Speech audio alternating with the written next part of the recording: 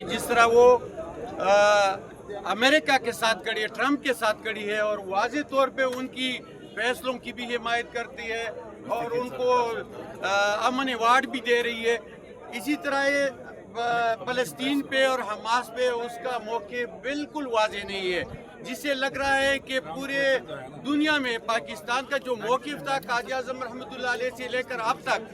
उन पे ये सौदा कर चुके हैं, उन पे ये इस्लाम की भी ये तौहीन कर चुके हैं और पाकिस्तानियों की भी ये तज़लील कर रहे हैं। लिहाजा हम इस पॉलिसी पे इस मौजूदा हुकूमत को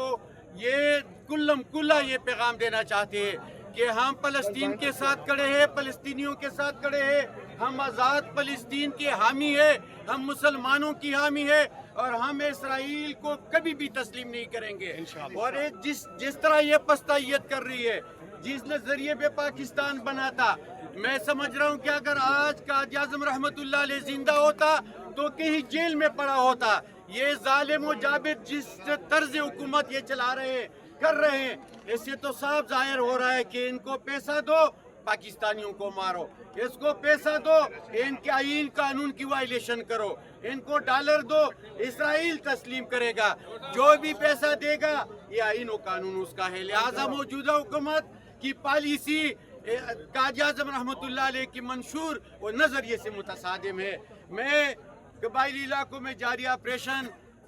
और वहाँ पे जुल्म व जबर इस अवामी असम्बली में उसकी मज़म्मत करता हूँ,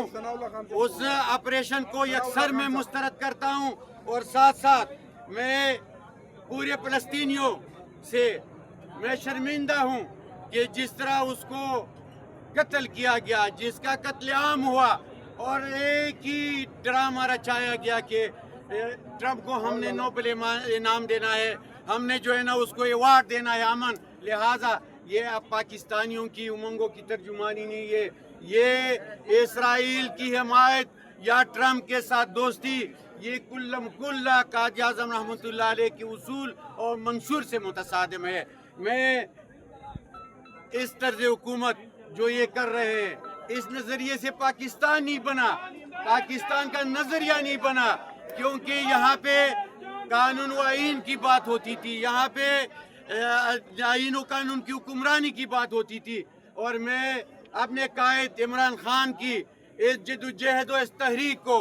मैं इनकी स्ट्रगल और कुर्बानियों को सलाम पेश करता हूँ। जिस तरह उन्होंने आईन व कानून की हुक्मरानी के लिए अपनी हुकूमत कुर्बान की, जेल में पड़ा है, लिहाजा हम इस हकीकी आज़ादी को, इस आईन व कानून की हुक्मरानी को पाए तकमील तक पहुँचाएंगे। हम तब तक ये जद्दोजहद जारी रखेंगे जब तक इस हकीकी आज़ादी को, आईन व कानून की हुक्मरानी को हकीकी वो जमहूरी निज़ाम में पाए तकमील तक नहीं पहुँचाएंगे। हम इस असम्बली में, इस अवामी असम्बली में ये करारदाद पेश करते हैं कि बेगुनाह कैदी,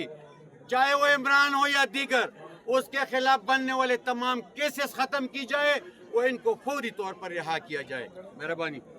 जी बशीर खान साहब, आप बात कर